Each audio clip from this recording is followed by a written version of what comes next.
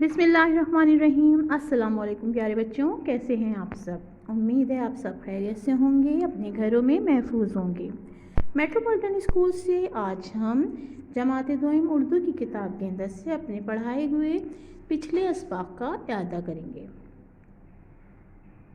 آج ہم اردو قواعد میں ماضی، حال اور مستقبل کی تعریف اور اس کے بارے میں ایک مشق جو ہے وہ اس کو پڑھیں گے۔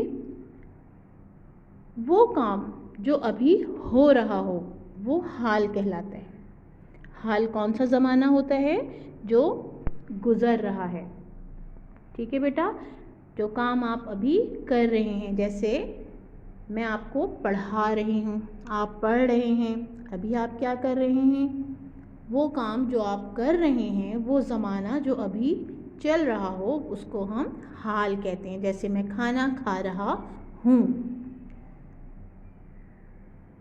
ماضی، وہ کام جو ہو چکا ہو وہ ماضی کہلاتا ہے، یعنی کہ جو کام ہو چکا ہو، وہ زمانہ جو گزر چکا ہو۔ جیسے میں کھانا کھا رہا تھا، جو کام آپ نے پہلے کیا، آج سے پہلے، وہ کون سا زمانہ کہلائے گا؟ ماضی کہلائے گا۔ تو جیسے میں کھانا کھا رہا تھا، وہ کام جو بعد میں ہوگا۔ ٹھیک ہے بیٹا، ایک کام جو ابھی ہو رہا ہے، اور ایک وہ زمانہ جو گزر گیا ہے، اور ایک وہ زمانہ ہے جو آنے والا ہے۔ ٹھیک ہے بیٹا، تو وہ کام جو بعد میں ہوگا وہ کیا کہلائے گا؟ مستقبل۔ جیسے میں کھانا کھاؤں گا، جو کام آپ نے ابھی نہیں کیا اور آپ وہ کریں گے، وہ زمانہ مستقبل کہلاتا ہے۔ تو ماضی، حال، مستقبل زمانے کے لحاظ سے یہ 3 اقسام ہوتی ہیں اسم کی۔ اب ایک مشق ہے، ان جملوں کے آگے صحیح اور غلط کا نشان لگائیے۔ جملے کو غور سے سنیں اور پھر اس جملے سے آپ یہ اندازہ لگائیے کہ یہ جملہ ماضی، حال یا مستقبل کون سے زمانے کو ظاہر کرتا ہے۔ شان بہت بیمار تھا، جی ہاں، ماضی۔ دادا جان آئیں گے، دادا جان آئیں گے، مستقبل۔ ہم کرکٹ کھیل رہے ہیں، جو کام ہم ابھی کر رہے ہیں وہ کون سا زمانہ ہے؟ حال۔ میں نانی کے گھر گیا تھا، ماضی۔ احمد اسکول کا کام کر رہا ہے، حال۔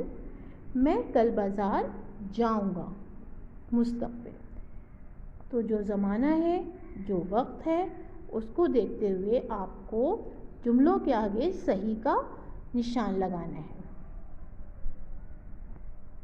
اب ہم اردو قواعد میں مذکر مؤنث کے بارے میں پڑھیں گے، اور آپ نے اس کے بارے میں پہلے بھی پڑھا، یقیناً آپ کو یاد ہوگا۔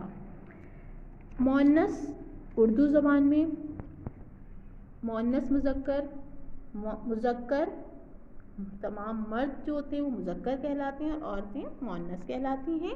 اسی طرح سے اردو میں بے جان نام بھی ہوتے ہیں، وہ بھی مذکر یا مؤنث میں استعمال کیے جاتے ہیں۔ آپ کو یہ بھی پڑھایا گیا تھا۔ مؤنث بے جان کون سے ہوتے ہیں؟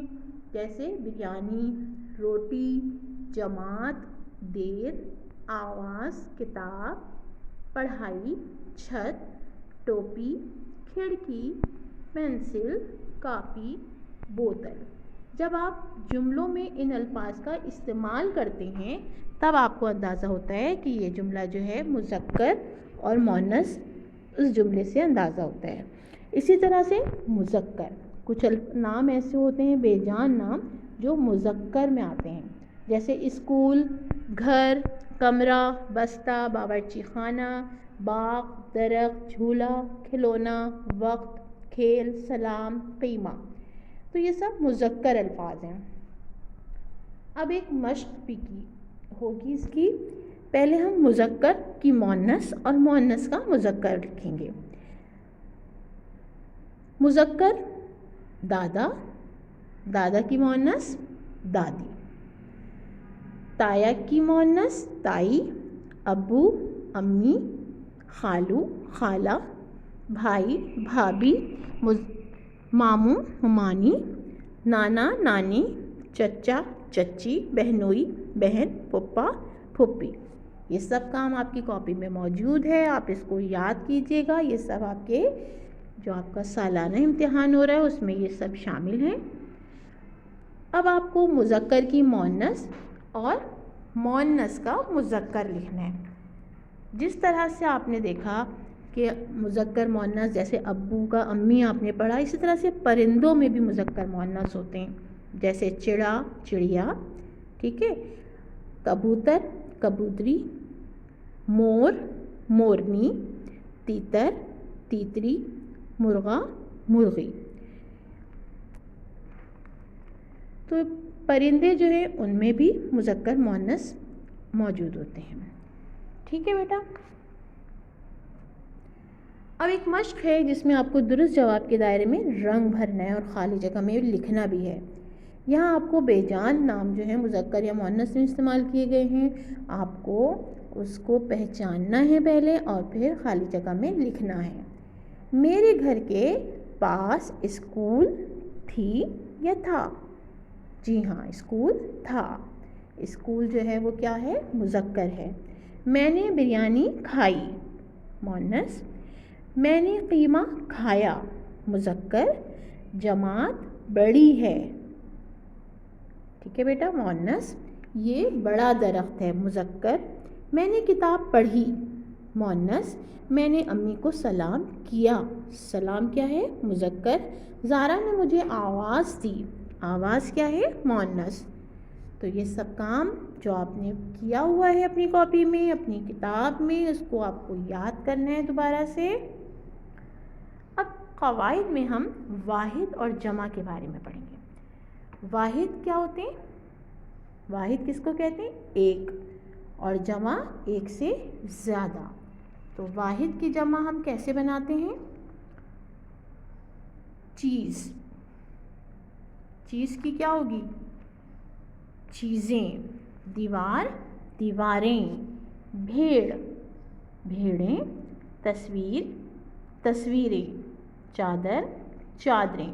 अब इन तमाम अल्फाज में आप देखें कि छोटी ए और नून गुन्ना लगाकर जमा बनाई गई है, ठीक है। जमात जमातें, पेंसिल पेंसिलें, आँख आँखें, चील चीलें, बात बातें। ये तमाम अल्फाज जो आपको यहाँ नज़र आ रहे हैं, इनमें तमाम में जब हमने इनको जमा बनाया, इन अल्फाज की जमा बनाई, तो इसके आखिर में हमने छोटी ए और नून गुन्ना लगाकर जमा बनाई, ठीक है बेटा।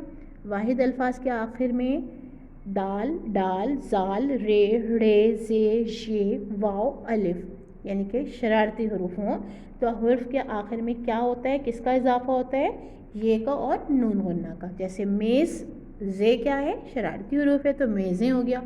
अगर वाहिद लफ्ज़ के आखिर में शरारती हरूफ ना हो तो हरूफ ये और नून गुन्ना से मिल जाएंगे, जैसे किताब से किताबें, ठीक है बेटा।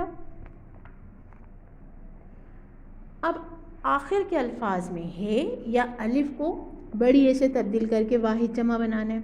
अगर लफ्ज़ के आखिर में अलिफ आ रहा है तो उसको किस में बदलेंगे आप? बड़ी ए में, और वो जमा बन जाएंगे। जैसे कपड़ा कपड़े, कमरा कमरे, डब्बा डब्बे, पत्ता पत्ते, जूता जूते, पहिया पहिए, बस्ता बस्ते, दरवाज़ा दरवाजे, शहज़ादा शहज़ादे, बच्चा बच्चे, रास्ता रास्ते, तोहफ़ा तोहफ़े।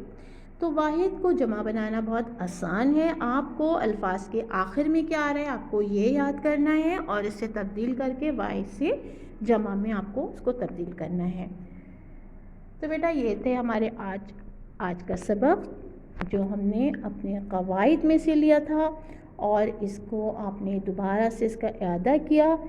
आपके इम्तिहान करीब हैं, इन तमाम जितना जो भी आज पढ़ाया गया है इसको अच्छी तरह से याद करें। इंशाअल्लाह बहुत जल्द स्कूल खुलेंगे। अपना बहुत ख्याल रखिएगा। अल्लाह हाफ़िज़।